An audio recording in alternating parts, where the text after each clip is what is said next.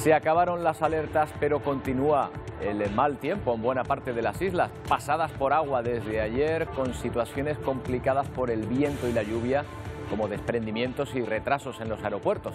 La situación mejora algo, pero no dejen el paraguas en casa porque esta noche aún lo necesitaremos y mañana el abrigo. Se espera que bajen las temperaturas y notemos más frío. Muchos miran a las previsiones porque estamos a solo 5 días del inicio de la Semana Santa. ¿Qué tal? Buenas tardes. La verdad es que hoy nos resulta difícil hablar de otra cosa que no sea la masacre de Buchán, en Ucrania. Una ola de indignación recorre el mundo ante el reguero de cadáveres de civiles que deja el ejército ruso en su retirada de la ciudad cercana a Kiev. Más de 400 cadáveres, algunos maniatados, de personas que no suponían ninguna amenaza a sus asesinos. Una muestra de barbarie que Rusia atribuye a un montaje, aunque a estas alturas de la guerra iniciada por Vladimir Putin ya nadie le cree.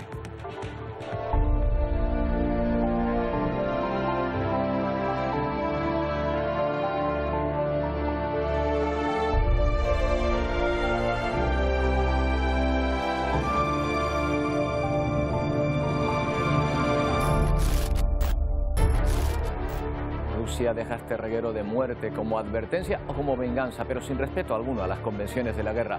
Occidente se pregunta por qué este grado de violencia gratuita y exigen más sanciones contra Rusia. De hecho, la Unión Europea debate con urgencia una nueva ronda de sanciones contra este país tras el descubrimiento de estos cadáveres aparentemente ejecutados en la región de Kiev.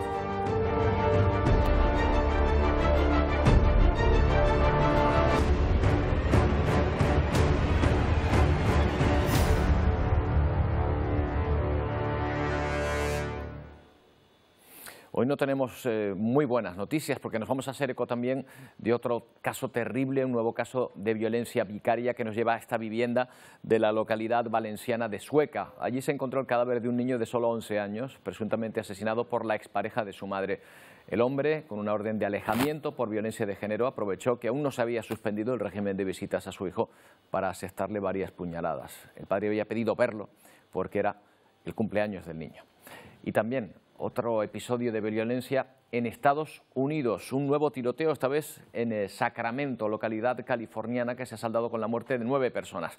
Al parecer, los disparos comenzaron por una discusión a las puertas de un local de ocio que estaba cerrando sus puertas. En Estados Unidos se contabilizan cada año 40.000 muertes relacionadas directamente con el uso de armas de fuego permitida en el país.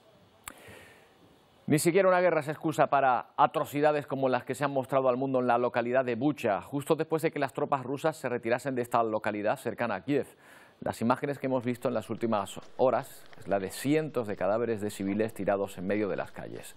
La ciudad de Bucha pasa a integrar la lista de matanzas que quedan para siempre en la memoria, como la de Srebrenica, Alepo o Sabra y Satila. Los vecinos cavan hoyos delante de sus casas para dar sepultura a estas personas. El resto se traslada a fosas comunes. Rusia lo niega, argumenta que su ejército no ataca a civiles y que lo que vemos es un montaje. Europa no le cree y prepara nuevas sanciones. Bucha hoy es sinónimo de terror, de devastación. La retirada de las tropas rusas del enclave deja una localidad completamente desolada. En el suelo, vidas humanas acabadas por la invasión y que ahora sirven de prueba para denunciar los innumerables crímenes de guerra cometidos por el Kremlin. Sus calles en completo silencio, solo roto por el llanto de los vecinos, quienes han tenido que cavar hoyos para dar sepultura a sus seres queridos delante de casa. Pero también se cavan fosas comunes donde habrían enterradas más de 400 víctimas. Para el ministro Kuleba, dice, Rusia es peor que el Estado Islámico. Para Zelensky es un genocidio que ha ido eliminando a todo un pueblo. El cuerpo de este ucraniano demuestra cómo Rusia ataca a civiles inocentes y que no tienen ninguna posibilidad de defenderse. Son más crímenes de guerra que hoy de nuevo salen a la luz. La masacre de Bucha considera Ucrania es una de las mayores matanzas desde la Segunda Guerra Mundial. Mientras, con un cielo gris, decenas de personas hacen cola para recibir comida. Y es que a pesar del terror, la vida les obliga a continuar. Bueno, ante esta ola de indignación, muchos países son los que reclaman sanciones más duras contra Rusia. Alemania y Francia anuncian que estos hechos que se han producido tendrán duras consecuencias. Ambos líderes, ambos países piden coordinación dentro de la zona euro para incrementar las sanciones. Emmanuel Macron asegura que el gobierno galo va a adoptar las medidas que considere necesarias. Rusia quiere blindar su economía. Tras imponer el pago en rublos del gas a los denominados países hostiles, ahora el Kremlin amenaza con pedir el mismo método de pago para materias primas como el petróleo, cereales, metales, carbón o madera.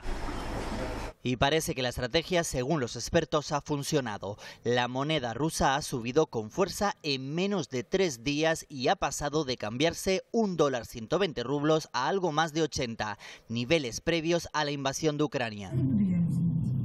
A ello se suman las medidas adoptadas por el Banco Central ruso para evitar la fuga de capital. Impone un límite para retirar efectivo en el extranjero con otras divisas. Mientras en Ucrania la guerra sigue golpeando duramente al principal motor del país. El sector agrícola ve como el conflicto imposibilita la siembra y la exportación de productos como el cereal. El conflicto ha influido en nuestra temporada de siembra y en algunas tierras no podemos sembrar porque nos faltan recursos, alerta el ministro de Agricultura.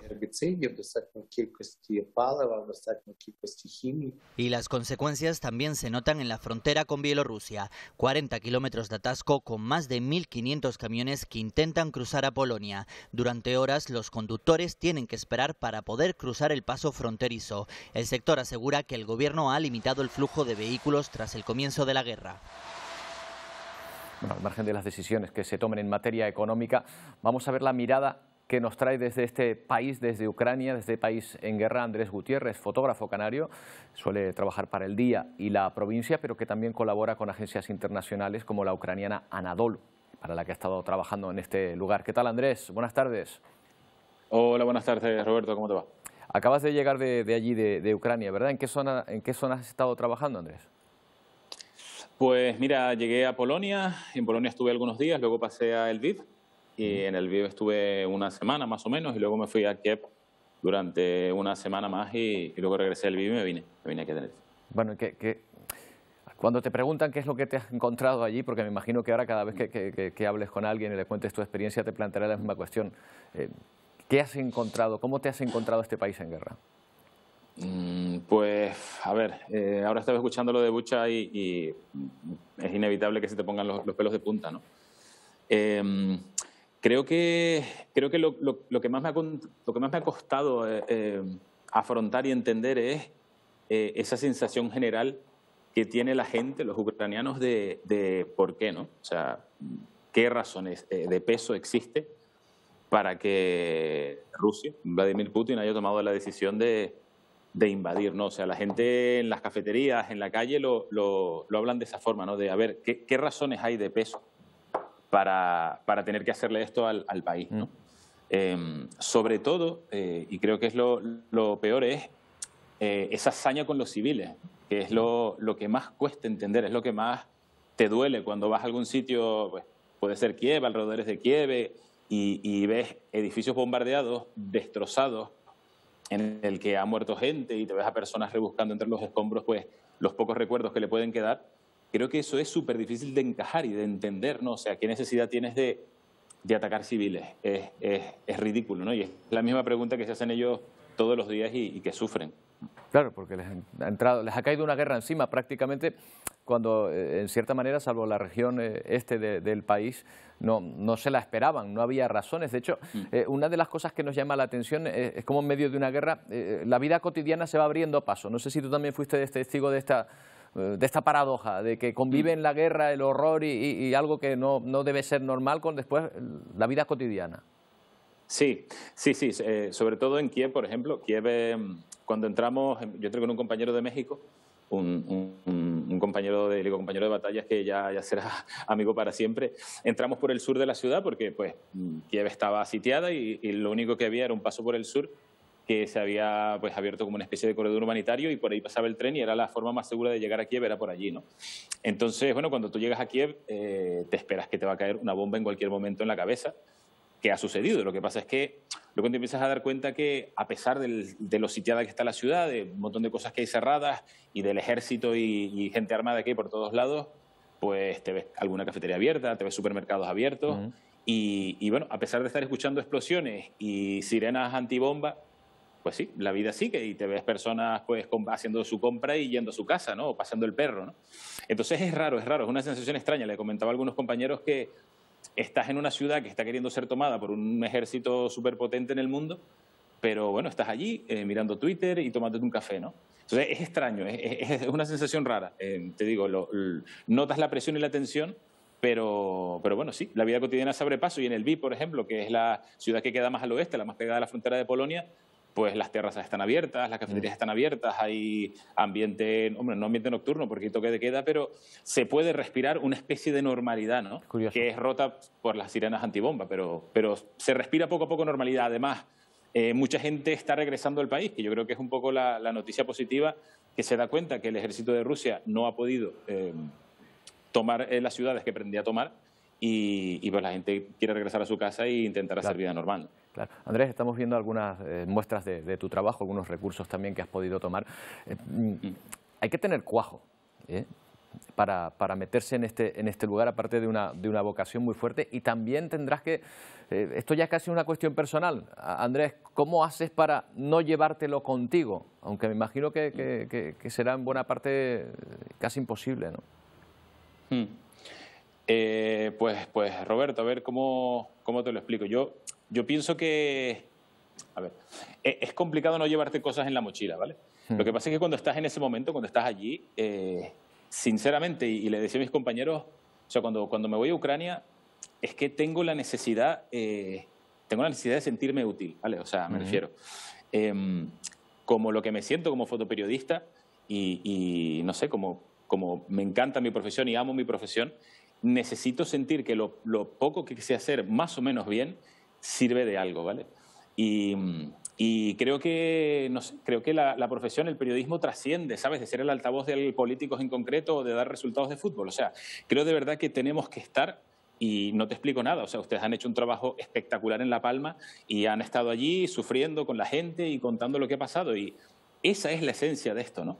Entonces, pues sí, o sea, es complicado entrar a sitios complicados en el que corres cierto peligro, pero creo que al final cuando ves tu trabajo y ves lo que has podido contar y ves que a la gente le llega, le conecta y pues les conmueve, creo que eso a mí, personalmente a mí, me cierra el círculo y me hace sentir que sirvo para algo, ¿sabes? O sea, que mi profesión, mi trabajo tiene una función, ¿no? Entonces, ahora sí, ¿te traes cosas en la mochila? Por supuesto que sí. Pero bueno, es parte de nuestro trabajo y ya está, ¿sabes? Ya está. O sea, tenemos que no normalizarlo, pero tenemos que encajarlo donde tiene que ir y no olvidar para qué estamos allí y cuál es nuestra función, ¿no? Pues Andrés, ahí queda una muestra del trabajo que has realizado. No sé si tienes pensado volver dentro de poco. Sí, espero poder volver, espero poder regresar, tal vez pronto o tal vez cuando ya se acabe el conflicto y conocer el país, que la verdad nunca había pisado Ucrania y se ve un país precioso y sí, por supuesto, volveré en cuanto pueda. Bueno, pues ojalá que en situaciones mejores. Andrés, muchas gracias. Buenas tardes. Gracias, Roberto. Muchas gracias a ti. Gracias. Bueno, pues la visión de un fotoperiodista en este lugar, en Ucrania, del que acaba de regresar. Y la guerra de Ucrania ha hecho que en todo el planeta muchas personas se movilicen para intentar ayudar a los refugiados que deja el conflicto. CIMAC's folding units are a new chapter of humanitarian innovation.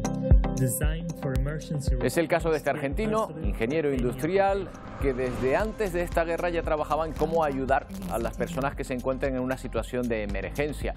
Y su aportación es esa que ven, una casa capaz de montarse rápidamente, de aguantar duras condiciones meteorológicas y que se puede desplegar en gran cantidad en los lugares de conflicto, como en el caso de Ucrania, que nos ocupa y que lo necesite. Su nombre es Nicolás García Mayor, es el responsable de CEMAX System, una empresa que ahora se centra en la construcción de casas que puedan servir para los refugiados ucranianos, y con él hablamos esta tarde. ¿Qué tal? Buenas tardes, Nicolás. Hola Roberto, ¿cómo te va? Un gusto saludarte. Muchas gracias. Muchas gracias por atendernos, porque además sabemos que te encuentras bastante lejos y habrás tenido que madrugar un poco por la diferencia horaria. Bueno, ¿qué tienen estas casas de especial? Bueno, tienen varias cosas de especial. Inicialmente ofrecen dignidad, ¿no?, a las millones de personas que hoy están desplazadas en el mundo. Si bien claramente estamos viendo todo este éxodo que está ocurriendo en Ucrania, hoy tenemos alrededor de 300 millones de personas desplazadas, ¿no?, ya sea por este tipo de conflictos bélicos o también por desastres naturales. Entonces, lo que nosotros queremos ofrecer es una opción más digna, donde vemos que la gente muchas veces, al no tener una respuesta inmediata, está tirada en el piso, en condiciones indignas. Entonces, lo que generamos es mejora en la logística, ya que no necesita ningún tipo de herramienta en su ensamblado. Cualquier persona lo puede empezar a usar en 5 minutos. Dentro de esta caja que se despliega, puede viajar mantas, ropa, comida, digamos, las cosas básicas para que cuando pase algún inconveniente la gente tenga una asistencia inmediata, ¿no? Si no, hasta que se le encuentre una solución. Imagínense en una situación, bueno, ahora mismo en la guerra, o imagínense en una situación de un terremoto, donde no hay estructura, donde la gente no se puede meter en un estadio, en una escuela. O sea, se necesita inmediatamente un techo, ¿no? Y eso es lo que tratamos de hacer nosotros. Ahora, la intención de tu empresa o tuya propia es poder llevar a lugares donde lo necesiten, ahora en este caso la guerra de Ucrania, para los refugiados, este tipo de instalaciones. ¿Ya has obtenido alguna respuesta? Porque te hemos visto incluso hablando ante la ONU, explicándoles los beneficios de este tipo de construcciones. Sí, es un camino de evangelización un poco, porque meter innovación en estos sectores es bastante complicado. Se lleva respondiendo de la misma manera, ustedes también lo han visto en Las Palmas. O sea, las veces que se necesita ayuda, hoy se hace con carpas o con elementos que nada, no estamos preparados. Nosotros de a poco, bueno, hoy estamos parte del organismo consultivo de Naciones Unidas y estamos tratando de poner innovación de a poco. Hemos empezado a fabricar esto a escala masiva semanas atrás, ya que venimos hace años haciendo un desarrollo, ¿no?, bastante complejo, pero bueno, a escala industrial, que es más o menos lo que se está necesitando. Nosotros tenemos una fundación que hemos armado y también nos abrimos a que entre todos podamos hacer este cambio, ¿no?, a que la gente que quiera acompañarnos con donaciones, poder amplificar este impacto. Nosotros ahora estamos fabricando en el Perú y estamos llevando unidades para ser utilizadas como hospitales móviles. Por toda esta situación en Ucrania, específicamente se habla de que hay más de 400 niños con heridas graves, han muerto más de 150 niños. O sea, la cantidad de heridos que hoy se cuentan son muchos y no hay espacio donde atenderlos. Claro, y además las situaciones meteorológicas, el frío. Alguno podrá decir, y a lo mejor ya te lo han preguntado, bueno, esto viene a ser un poco muy parecido a las tiendas de campaña que ya están en estos sitios o que se despliegan en estos sitios. ¿Por qué esta es mejor? ¿Por qué esta construcción es más adecuada?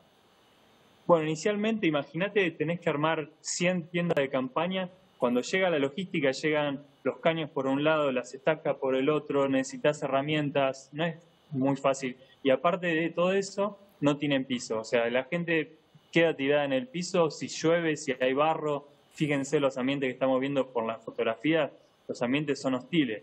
Entonces, esto tiene un piso rígido, está elevado del piso. No necesitas ningún tipo de herramienta, está todo autocontenido. No es que, me olvidé de enviarle el pack con las estacas y ahora no puedes armar esa tienda de campaña. Entonces, es un producto que es realmente una solución. En 5 minutos se arma. Eso permite, de alguna manera, una respuesta inmediata, que es lo que nosotros tratamos, ¿no? Si bien las tiendas de campaña tienen también su utilización, pero bueno, tratamos de brindar una herramienta más, ¿no? ¿Qué es esto? Que inmediatamente alguien lo pueda abrir y haya una familia, haya médicos atendiendo pacientes. ¿Has recibido respuesta ya de alguna organización o de alguna empresa? Decir, adelante, vamos a llevar esto a Ucrania o a cualquier otro sitio donde haga falta. Sí. Bueno, Roberto, mira, en este momento nosotros como fundación dijimos hasta que, nos están llamando, ha sido muy difícil en tema de la logística. Hoy llegar a esa zona de guerra es muy complicado, no hay logística internacional privada que esté yendo, así que conseguimos ahora de LATAM Airlines un apoyo para poder llevar un avión solidario desde el Perú y vamos a estar llevando alrededor de unas 7 unidades que las donamos nosotros, nuestra fundación, que somos una startup, digamos, estamos haciendo un esfuerzo infrahumano cada uno de los que estamos acá. Pero bueno, también invitamos a todos los que quieran colaborar y apoyarnos para poder multiplicar esto. Estamos tratando de con esta aerolínea generar un canal humanitario para seguir llevando más, porque no solamente se necesita ahora en la emergencia, es súper necesario después para la reconstrucción. Ojalá que termine esto lo antes posible, pero mientras tanto, mientras se reconstruye Ucrania, ¿dónde va a estar la gente viviendo, no? Claro, la situación no es ahora solo la guerra, sino lo que venga después. Nicolás, muchas gracias por presentarnos este proyecto y ojalá que salga adelante y que ayude a muchísimas personas. Gracias. Hola, para eso se ha hecho. Muchas gracias. Saludos a todos. Bueno, vamos con otro asunto. Esta mañana se han conocido los datos del paro registrado. Había dudas sobre la evolución del mercado laboral, precisamente por la guerra en Ucrania, pero Óscar Herrera, de momento los resultados siguen siendo positivos aquí en Canarias. Sí, son especialmente positivos en Canarias porque la comunidad autónoma de Canarias es la de largo en el que más baja el paro, en más de 3.000 personas. De hecho, ahora mismo hay 201.753 desempleados. Eso significa 6.000 desempleados menos que antes de que estallara la pandemia. No había un número tan bajo de desempleados desde el año 2008. Tendríamos que ir a la crisis del ladrillo. Pero también son buenos datos para la afiliación a la Seguridad Social. Se ha vuelto a batir el récord. Nunca en Canarias había tanta gente trabajando como ahora. 833.823 cotizantes. Eso significa 15.000 más que antes de que estallara la pandemia y, como decíamos, es el récord histórico de afiliados a la Seguridad Social. Por lo tanto, según el mercado laboral, de momento los efectos de esa guerra no se están notando en el archipiélago. Pues no está mal que lleguen noticias buenas en lo económico también. Por cierto, Óscar, se han cumplido 3 meses desde que entró en vigor, por lo menos de manera parcial, la reforma laboral. ¿Se empiezan a notar sus efectos? De hecho, desde el 1 de abril ya no están los ERTES por la pandemia, son ERTES ahora ordinarios que están incluidos en esa reforma laboral.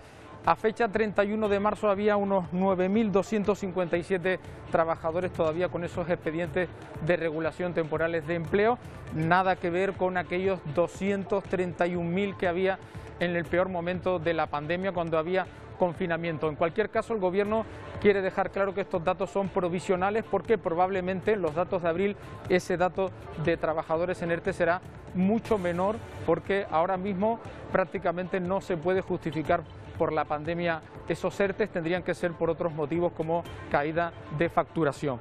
Además, las contrataciones, ese está siendo ahora mismo el principal efecto, además positivo, de esa reforma laboral. Se firmaron más de 74.000 contratos el pasado mes. De ellos, el 35% fueron contratos indefinidos. Es ahora mismo 1 de cada 3 contratos que se firman en el archipiélago son indefinidos. Antes de la reforma laboral, en diciembre de 2021, solo representaban el 12%. Esto es 1 de cada 10, con lo cual sí que esa reforma laboral está logrando que se firmen más contratos indefinidos. Bueno, pero no todos los sectores están de acuerdo en que esta reforma haya sido positiva. Respecto al mes anterior, el paro, por ejemplo, ha ascendido en la agricultura. Vamos a fijarnos en este sector especialmente para conocer también cómo le ha podido afectar la nueva ley laboral. Andrés Góngora es responsable de Relaciones Laborales de COAG, la coordinadora de agricultores y ganaderos. ¿Qué tal, Andrés? Buenas tardes. Hola, ¿qué tal? Buenas tardes.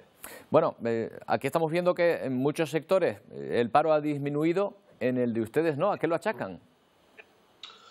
Bueno, el sector agrario durante este último mes e incluso durante este periodo de 3 meses desde que empezó el año ha tenido diferentes problemas, ¿no? La huelga del transporte ha sido sin duda uno de los momentos más duros de este último periodo. También las condiciones meteorológicas que estamos padeciendo y sufriendo, sobre todo en estas últimas 2 o 3 semanas, ha acompañado a que el empleo se vea resentido, porque el propio sector se ha resentido, ¿no? Y también la producción. No tanto quizás la reforma laboral, que realmente a partir de este mes, del mes de abril, cuando vamos a empezar a ver que las dificultades que se nos pueden presentar, ¿no? Sobre la creación de empleo, en teoría ahora con lo que está ocurriendo en Ucrania, con digamos los problemas de nuestros mercados habituales para abastecernos de determinados productos, no sé si se abre una ventana de oportunidad para retomar aquí en nuestro país cultivos que a lo mejor, o actividades que antes a lo mejor no se hacían. Bueno, o no se deberían de haber perdido nunca. Correcto. ¿No? Es verdad que sobre todo el sector ganadero, tanto para la península como también para Canarias, la necesidad que tiene de pienso, de cereal procedente de estos países como Rusia y también, por supuesto, Ucrania. El 25% del maíz que consumen nuestros animales en España procedía de Ucrania, pero esperamos, ¿no?, todos que esto termine ya de una vez por todas, esta maldita guerra o esta invasión, y se pueda recuperar la normalidad, pero cabe ahora llevar a cabo esa reflexión que hace, ¿no? Y es que España debe de tener la soberanía alimentaria suficiente como para poder alimentar a su población, también a su ganadería, ¿no? Y lo que estamos viendo es que esa soberanía alimentaria se ha perdido en España y en Europa. Y creo que tiene que ser uno de los objetivos fundamentales que debe tener la nueva Unión Europea, y digo nueva porque sin duda después de todo lo que nos está ocurriendo hay que replantearse muchas cosas que se han hecho mal en el pasado, ¿no? Hablemos ahora sí de los efectos de esa ley laboral. Yo no sé si para un sector como el de ustedes, que a lo mejor tiene que tirar en muchos casos de trabajo temporal, esta ley viene a hacer ayuda a recoger bien esas particularidades suyas. ¿Opinas que sí? Bueno, nosotros lo primero que tenemos que decir es que el Ministerio ha sacado, o el Gobierno ha sacado una ley de espalda al sector agrario. No ha habido la posibilidad de sentarnos de verdad a analizar cuáles son las necesidades. La figura del temporero o la figura del trabajo temporal para nuestro sector es imprescindible porque trabajamos por campañas en la inmensa mayoría de los sitios, ¿no? Campañas de recolección o campañas de siembra. Se ha vinculado, y para nosotros esto es una aberración, que la temporalidad es igual a explotación, y nosotros decimos que no, que eso no es así. La temporalidad son las condiciones que se dan en un sector productivo, en un sector económico, ¿no? No solamente en la agricultura se da y se necesita la temporalidad. Lo que hay que regular es que estas condiciones temporales se puedan poner en práctica con las máximas garantías para los trabajadores, ¿no? Por eso nosotros seguimos diciendo que el contrato temporal debe de ser una figura a utilizar. Ahora mismo con la ley en la mano no se puede hacer, y pasan todos a ser fijos discontinuos. Pero la figura del fijo discontinuo hace falta desarrollarla más, hace falta una normativa más clara, más transparente. Porque si no, y es lo que estamos empezando a ver ya en el sector agrario, se está reforzando la posición de las empresas de trabajo temporal, que es la subcontratación de trabajadores a través de estas empresas. Y en COA lo que defendemos es la relación laboral entre agricultor y trabajador en primera persona. Pues Andrés, gracias por habernos atendido. Seguiremos atentos al desarrollo del sector, a ver si va la cosa un poco mejor, con mejores datos que los que hemos visto ahora. Gracias. Muy bien, muchas gracias a todos. Un abrazo. Bueno, y detrás también de los problemas que pueda tener este sector está el precio de la luz, que vuelve a subir. Lo hará un 10%, por lo que el megavatio hora se va a llegar a pagar a 251 euros. El momento más caro del día, ténganlo en cuenta, entre las 9 y las 10 de la noche. Buscando lo positivo, en los primeros 4 días de este mes de abril, el precio medio de la electricidad ha sido un 18% más barato que en marzo. Algo es algo. España y Portugal siguen esperando respuesta al plan presentado ante Bruselas, mientras la inflación sigue aumentando, pero no solo aquí, en todo el mundo. Con el aumento de los precios de la energía y de los alimentos principalmente, la tasa de inflación está alcanzando niveles históricos. En los países de la eurozona subió un 7,5% el pasado mes de marzo, muy por encima del 5,9% registrado en febrero. La guerra de Ucrania comienza a tener efectos en la economía mundial. En Estados Unidos, por ejemplo, un fabricante de cervezas artesanales de New Jersey explica cómo está repercutiendo en su negocio. Inflation, I think, is impacting and rippling all the different aspects of our business. La inflación está sacudiendo todo, el envío, el grano, el producto e incluso el gas. Todas las empresas han subido sus precios porque sus camiones están en la carretera. Eso usa más combustible y el combustible está más caro, ha dicho. En América Latina y el Caribe la situación no mejora. República Dominicana, por ejemplo, alcanza el nivel de inflación más alto de los últimos 14 años. Los mercados son testigos. Cada día la canasta familiar está más cara y más difícil. Queso, salami, jamón, todo se han disparado. Países cuya alimentación está basada en el trigo como el Líbano, Egipto o Túnez dependen de las importaciones de cereales de Ucrania y de Rusia. La población elige comer más pan para sentirse más llena y engañar al estómago, cuenta este panadero libanés. Un encarecimiento generalizado que se traduce en imágenes como estas, que llegan desde Inglaterra, largas colas de camiones que se dirigen a Europa y esperan para embarcar en el puerto de Dover. Hay falta de transportadores. La compañía ha despedido a 800 trabajadores en las últimas semanas. Y este fin de semana ha habido elecciones en dos países que tienen una tradicional buena relación con Rusia. Por ejemplo, Hungría, su actual presidente Viktor Orbán ha vuelto a ganar, lo hace por cuarta vez, ha conseguido 2/3 de los escaños del Parlamento. Durante la campaña la oposición atacó a Orbán precisamente por sus estrechos vínculos con Rusia, pero no parece que eso haya influido en los votantes. Bueno, otro país es Serbia.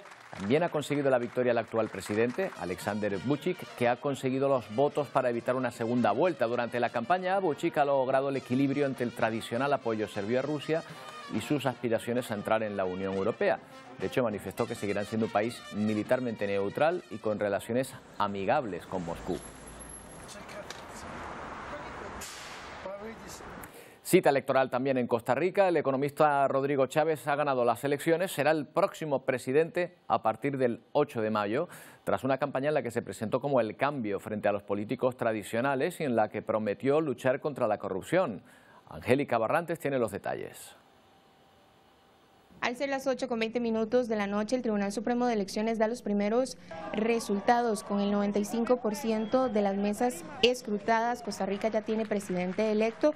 Rodrigo Chávez, con una amplia carrera como economista en el Banco Mundial, también en el gobierno anterior como ministro de Hacienda. Y es que Chávez le lleva una amplia ventaja a don José María Figueres, con una diferencia bastante alta. Con un 52% de los votos le lleva la delantera a José María Figueres, que tan solo sacó un 47% con respecto a Rodrigo Chávez. Pese a diferentes acusaciones que Rodrigo Chávez tiene en el Banco Mundial de diferentes mujeres con respecto al tema de acoso sexual, esto no le impidió llegar a ser el presidente electo de Costa Rica. Como lo mencionaba, Costa Rica ya tiene presidente electo, Rodrigo Chávez, del Partido Progreso Social Democrático. Esta es toda la información que tenemos desde San José, Costa Rica. Se despide Angélica Barrantes para la Alianza Informativa Latinoamericana.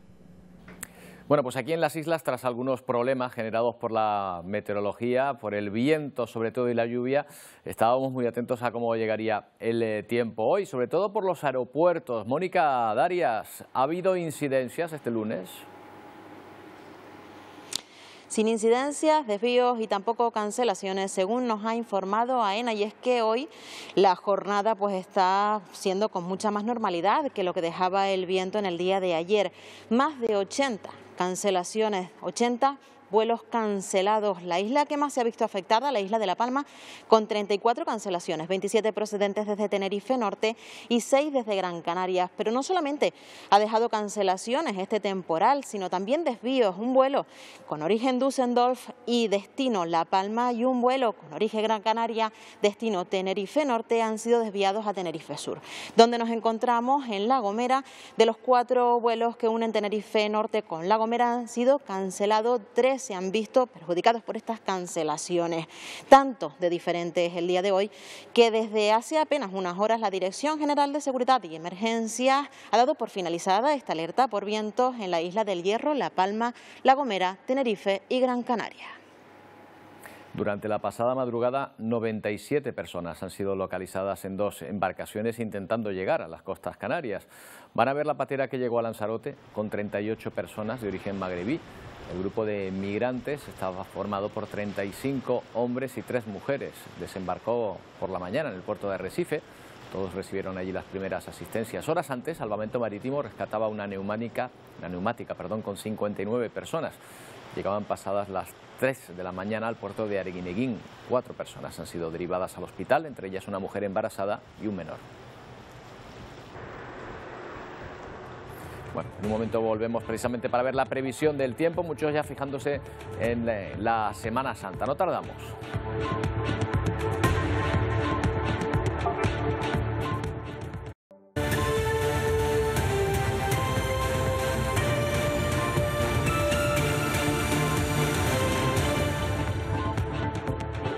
Premios Nobel y jóvenes investigadores se reúnen cada año en la localidad alemana de Lindau para intercambiar conocimientos. Este año, entre los 600 jóvenes seleccionados de hasta 100 países, hay una canaria. Y ojo, porque había 20.000 candidaturas. Clara Vázquez Martel se siente afortunada de estar entre las elegidas a sus 25 años. Esta joven de Las Palmas de Gran Canaria, ingeniera y científica de materiales, ha sido seleccionada para participar en los Lindau Nobel, así se llaman. Todo un sueño para esta joven científica que reside en Heidelberg, donde realiza el doctorado por el que ha sido seleccionada sobre diseño en plásticos polímeros. Bueno, pues vamos a felicitar a Clara Vázquez Martel, que ya nos escucha. ¿Qué tal, Clara? Felicidades. Hola, buenas. Muchas gracias, muchas gracias. Bueno, ¿esto cómo funciona? Hay una página en la cual, por así decirlo, uno se apunta y dice a ver si salgo seleccionada o le llaman directamente. ¿Cómo es? Pues justamente es un proceso muy largo, por eso es muy difícil saber cuál es el número exacto de cuántas personas se han presentado. Hay muchas vías para presentarse, o uno se presenta directamente, o lo más común es que hay varias instituciones repartidas por todo el mundo que pueden proponer candidaturas y nominar. Y pues justamente esa fue mi vía. Pues cuando yo apliqué para el doctorado, al parecer pues mi currículum quedó bastante, hizo efecto y le gustó a la gente de la institución donde yo pedí, y a raíz de una serie de discusiones y charlas, pues la Fundación Carl Zeiss, que es muy prestigiosa aquí en Alemania, es una de las mayores fundaciones de investigación en Alemania, pues decidió nominarme, y una vez me nominaron ya pude aplicar, y después de ese proceso de aplicación la Lindau Nobel ya decide a quién elige. Por eso es muy difícil saber cuánta gente ha aplicado. No sé si son varios miles o 1.000 o 5.000, o sea, no hay realmente una base de datos, pero bueno. Bueno, ¿a qué Nobel ha elegido?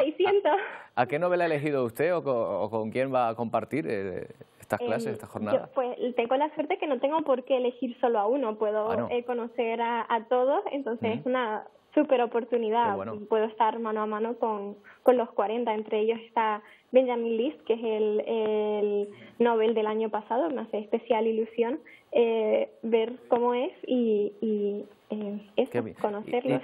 Clara, nos estamos ilusionando hasta nosotros, que de científico tenemos poco, pero nos parece una oportunidad tan bonita, porque después allí cómo se desarrolla, son clases magistrales, ustedes comparten su experiencia y las ponen en común con ellos, ¿cómo es la mecánica?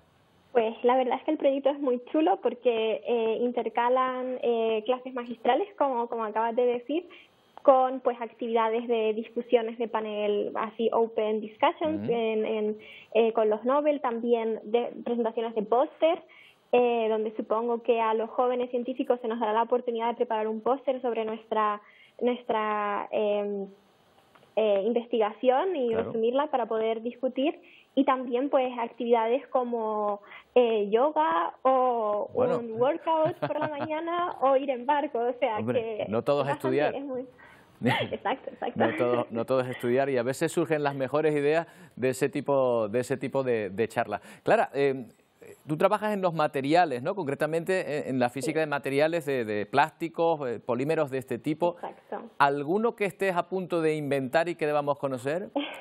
Bueno, pues me voy a dar un poco de publicidad. En noviembre publiqué mi primera publicación donde utilicé aceites que cogí del supermercado, entre ellos, obviamente, aceite de oliva español virgen extra, y lo funcionalicé y conseguí imprimirlo en 3D, o sea, cogí un material que es tan natural como un aceite, ya sea de girasol, utilicé girasol, colza, oliva, sésamo y soja. Lo funcionalicé mediante una reacción química bastante simple, aprovechando la estructura química ya intrínsecamente que tienen los triglicéridos del aceite, y lo utilicé para imprimir en 3D y conseguí hacer pues plástico acrilato, por así decirlo. Es decir, de lo que saqué del supermercado, pues un plástico más, y estoy muy ilusionada con mi publicación, así que... Qué bueno, pues enhorabuena, esto ya dentro de poco, bueno, ya no hay fax, pero si no sería como pedir aceite de oliva por fax, ya porque ya casi no se usa, ¿no? Pero en su momento... En su momento habría servido. Oye, Clara, y una cuestión personal. ¿Por qué Alemania? ¿En España no había las posibilidades de desarrollarse de esa manera o surgió allí de alguna manera por algo? Bueno, por parte, yo estudié a partir de la clase quinta en el Colegio Oficial Alemán de Las Palmas de Gran Canaria, en el Deutsche Schule, y ahí tenemos la oportunidad de no solo hacer la PAU, sino también hacer la PAU alemana, que se llama Abitur. Y ya que sabía alemán y estaba muy dispuesta, pues decidí pues salir y ampliar mi horizonte en Alemania y pues conocer y salir un poco de la zona de confort también es muy importante para conseguir crecer, ¿no? Entonces decidí ser valiente y salir. Y bueno, sabemos todos cómo es la situación científica en España, así que... Me temo que sí. Pues ha sido una buena decisión, desde luego, a juzgar por los resultados. Clara, nos despedimos orgullosos de ti, seguros de que vas a hacer un papel estupendo en ese congreso junto a esos premios Nobel. Muchas gracias. Muchísimas gracias a ustedes y orgullosa de representar a las islas en Lindau. Venga, pues un abrazo, mucha suerte. Gracias, adiós. Bueno, pues una científica canaria, ahí la ven seleccionada para este acontecimiento en el que ha podido pedir su plaza más de 20.000 personas y ella lo ha logrado. Vamos ahora con otros asuntos mucho más oscuros. Miren, un niño de solo 11 años ha sido asesinado presuntamente a manos de su propio padre. La madre del pequeño le había interpuesto una orden de alejamiento por malos tratos hace unos meses. Ha ocurrido en la localidad de Sueca, en Valencia, durante la visita que el menor hacía a su padre los domingos. Agentes de la Guardia Civil encontraron el cuerpo sin vida de un niño de 11 años en este piso de la localidad de Sueca, Valencia. El presunto autor de su muerte, su padre, quien habría utilizado un cuchillo de cocina para acabar con su vida. La madre, separada del ya detenido, fue a recoger a su hijo y este se negó a abrirle la puerta. En ese momento avisó a las autoridades. El haber ejercido la violencia contra su mujer, sí que actualmente había una custodia compartida que no se estaba cumpliendo porque él tenía problemas y no estaba en condiciones. Sí que es cierto que pues cedíamos en dejarle al niño unas horas los domingos.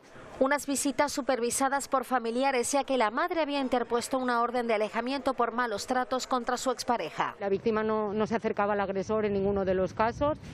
Cuando se han visto es porque el agresor se ha saltado la orden de alejamiento y ha hecho por acercarse a ella, acosarla, incluso en alguno de los casos tocarla, que esta crueldad se juzgue como lo que es un caso de violencia de género, de violencia vicaria, y no nos cansaremos de decirlo, que es así como se tiene que juzgar.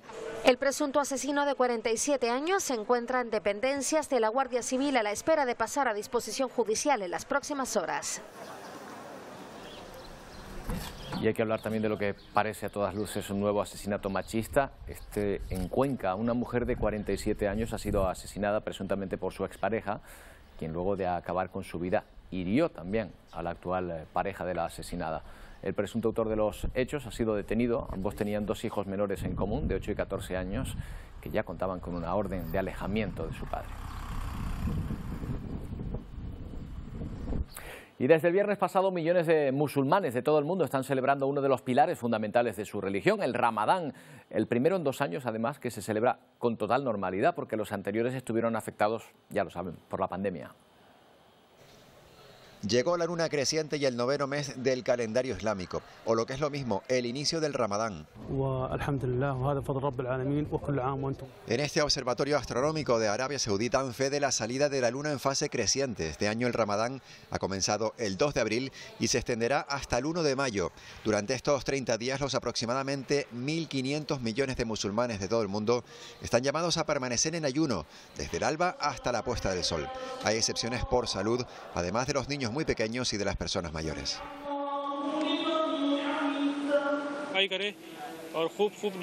Debemos ayunar y hacer buenas obras, afirma este fiel. Lo tradicional en los países islámicos es celebrar la puesta de sol con una importante comida llamada iftar y con mucho ambiente en las calles. Los trabajadores corren a sus casas, aunque para los que se les hace un poco tarde, en la capital de Arabia Saudí han puesto en marcha esto que ven. Reparten picnics para calmar el hambre y esas prisas por llegar a los hogares después de constatar que los accidentes habían aumentado en esta época. Y toda tradición, también el Ramadán, tiene sus complementos más modernos. En la capital de Jordania, este mercado despacha diariamente decenas de medias lunas iluminadas o mezquitas en miniaturas. Como ocurre en la Navidad occidental, muchas personas adornan también sus casas durante este mes. Y como curiosidad, este año van a coincidir en el tiempo las celebraciones del Ramadán, de la Semana Santa, la Pascua judía y también la Pascua ortodoxa. Bueno, la Semana Santa está una semana a vista, muchos ya pendientes del tiempo y también del que ha hecho aquí en las últimas horas. Enseguida vamos a recorrer la previsión con Antonio Cárdenas, que ya está por aquí, pero antes, Antonio, nos vamos un poquito más lejos, ¿verdad? Sí, recorrido por el mundo. Vamos a irnos a Brasil otra vez. Las últimas semanas, últimos meses hemos tenido que ir allí por lo mismo que vamos a ver hoy, por lluvias torrenciales. En aquellos casos han afectado a la ciudad de Petrópolis. Ahora sigue estando en el estado de Río de Janeiro, pero otra ciudad diferente. Fíjate las inundaciones que han provocado unas lluvias, más de 600 litros por metro cuadrado en 48 horas, que es el récord en esta zona del país de Brasil. Fíjate esas imágenes. Esto antes eran calles, bueno, ahora son calles inundadas de agua, lo que ha ocurrido en Brasil, y sigue lloviendo. Vamos a ver lo que ocurre en las próximas horas. De Brasil nos vamos a ir rápidamente, Roberto, hasta Australia. En Australia hemos visto también mucha lluvia durante las últimas semanas, inundaciones en esta parte también del país, en la costa este, pero lo que vemos hoy es una de las playas más populares de Sydney, es Bondi Beach o Bondi Beach, que normalmente es una playa espectacular de arena dorada. Pues fíjate lo que se ha convertido, oleaje enorme con vientos de más de 100 kilómetros por hora. Los expertos en el clima también lo relacionan, fíjate cómo está, cómo se ha quedado la arena toda estropeada. Los expertos también lo relacionan con la Niña, el mismo fenómeno climático que provoca esas lluvias torrenciales de estas últimas semanas. Esas inundaciones ha provocado también este gran oleaje en la costa de Sydney, que no sale de una para meterse en otra, aunque hay algunos que aprovechan bien estas circunstancias. Bueno, de Brasil nos fuimos a Australia y de Australia nos vamos a ir hasta China. Este recorrido por el mundo, Roberto, nos lleva hasta aquí. No ha pasado nada, no ocurre nada grave. Bueno, en China ocurre que son de las economías más contaminantes del mundo. Bueno, pues para compensarlo hacen esto, plantan árboles de manera compulsiva. Fíjate, incluso el presidente del país ya lo tenemos plantando árboles. Los mayores de 11 años en China, Roberto, están obligados a plantar cada año entre 3 y 5 árboles. Y esto ocurre desde hace varios años. Por tanto, el 23% de la superficie de China es ahora mismo forestal. Bueno, por una parte lanzan mucho dióxido de carbono a la atmósfera, por otra parte también lanzan una forma de tranquilizar la conciencia también, ¿no? A nivel general. Exacto, puede ser. Una por otra. Y por último, vamos a acabar en Francia. Nos acercamos hasta Europa. En Francia hemos visto estas imágenes de estas últimas noches. Hemos hablado en Europa, en el norte peninsular, de las heladas, de esas temperaturas anormales para la primavera. Bueno, pues allí, para salvar estos viñedos que tienen bastante, vamos a dar publicidad, pero tienen bastante importancia en Francia, lo que han hecho es, en esas primeras horas de la madrugada, plantar, poner al lado de los viñedos estas lámparas de aceite, que también son contaminantes, pero bueno, han servido para calentar esos viñedos y salvar la cosecha de uno de los vinos más caros de Europa. Claro, esas heladas primaverales que no le vienen nada bien a la uva, por cierto. Bueno, vamos a centrarnos ya en las islas. Mal tiempo ayer, las alertas por lo menos ya han terminado, las de viento y las de lluvia. También había incluso por mala mar, ¿no? Que también se ha terminado, ¿no? Sí, hemos tenido, esto es lo que ha pasado durante el fin de semana, las últimas horas, últimas 12 horas. Fíjate cómo esa es la borrasca que teníamos ayer aquí, ya se ha desplazado hacia el suroeste peninsular, hacia el Golfo de Cádiz, y ahora lo que nos queda son nubes. Bueno, quien esté ahora conduciendo en alguna de las islas puede ver que cae algo de agua, pero no es agua tan importante como ayer. Por ejemplo, ayer en La Palma cayeron 80 litros por metro cuadrado, una vez más en El Paso, que es agua que le viene también además bastante bien a esa zona de la isla. Efectivamente, ya no tenemos alertas, no queda ninguna. Lo que sí que puede quedar todavía entre hoy y mañana puede ser todavía mal estado del mar, con olas que hoy pueden incluso rondar los 4 metros de altura, mañana los 3 metros de altura. Vamos a ver una previsión de las próximas 72 horas. Como vemos siempre, vamos a ver cómo esa borrasca, ¿ves? Allí se sitúa girando en el Golfo de Cádiz, y lo que nos llega ahora, lo más interesante de esta previsión para las próximas 72 horas es ese viento del norte. Como decía, ese viento del norte sigue provocando algo de mal estado del mar por el norte, pero condiciones más estables, más a lo que estamos acostumbrados aquí en Canarias. Ese viento no será fuerte, vamos a ver la previsión para mañana, así que tendremos viento entre flojo y moderado, con poca previsión de mañana. No se espera ni pasado mañana demasiadas precipitaciones. Vamos a ver ya la previsión para mañana martes. No se esperan precipitaciones, lo que sí se espera es, bueno, nubosidad. Tampoco nos vamos a aliviar de un día para otro de las nubes, y mañana, eso sí, las temperaturas serán, Roberto, algo más bajas que hoy. Ayer, a pesar de... Ayer hacía, pero bueno, a pesar de las temperaturas, de la lluvia y de frío en algunos puntos, hay zonas de costa que ayer estuvieron incluso 27 grados. Por tanto, oye, frío pero no tanto. Mañana sí que baja un poco la temperatura. Fíjate, la máxima en Santa Cruz de Tenerife, por ejemplo, 21 grados. Hace unos días estábamos en 23, 20 en Las Palmas de Gran Canaria. Y fíjate, una vez más, en Valverde, 14 grados de máxima mañana. Bueno, pues hay que mantener la ropa de abrigo para mañana, porque todavía esta primavera está resultando muy invernal. Gracias, Antonio. Bueno, vamos a despedirnos con una cuestión. Bueno, no, todavía no vamos a despedirnos, sino que nos vamos a ir, hasta la localidad de Sacramento, en Estados Unidos. Allí, hasta ahora, la policía busca a varios sospechosos del tiroteo que acabó con la vida de al menos 6 personas. Todo ocurrió de madrugada en el mismo centro de la ciudad.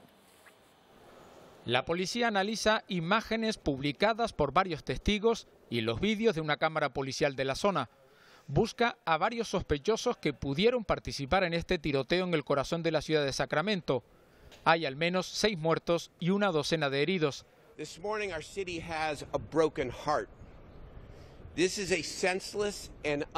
Nuestra ciudad tiene el corazón roto. Es una tragedia sin sentido, inaceptable, dice el alcalde de la capital de California.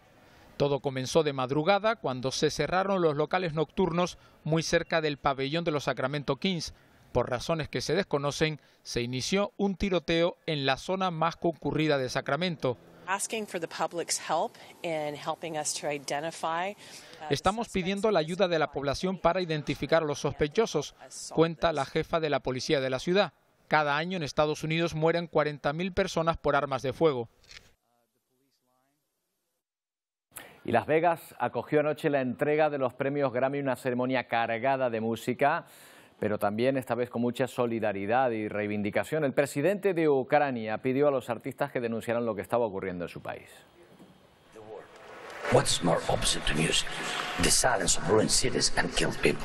¿Qué es lo más opuesto a la música? El silencio de las ciudades en ruinas y la gente asesinada. Así empezaba su discurso Zelensky, que intervino en la gala para dar paso al homenaje al pueblo ucraniano de John Legend y varios artistas ucranianos. Our Father, who art in heaven, of the full moon. Una noche en la que los hombres se llevaron los grandes galardones. 5 gramófonos consiguió Jon Batiste, que se hizo con el premio al mejor álbum por su trabajo We Are, inspirado en el movimiento Black Lives Matter. Los otros triunfadores de la noche fueron Silsonic. El dúo formado por Bruno Mars y Anderson .Paak se llevaron 4 premios.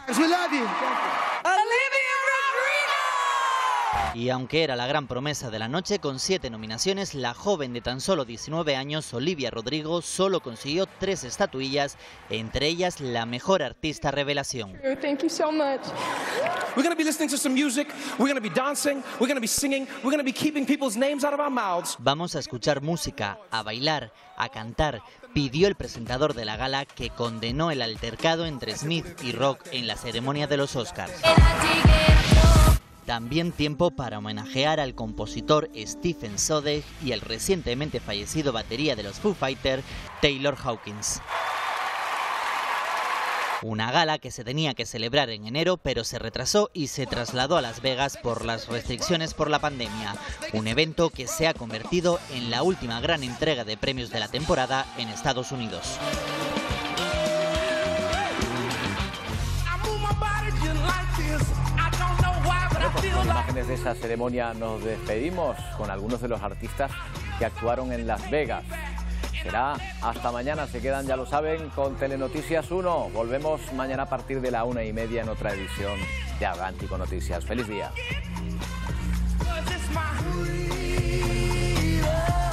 Ese burrito quilate, se te pone los quilates. O tú ganas o yo gano, no lo dejamos en empate. En mi casa se remate, yeah. No fuimos.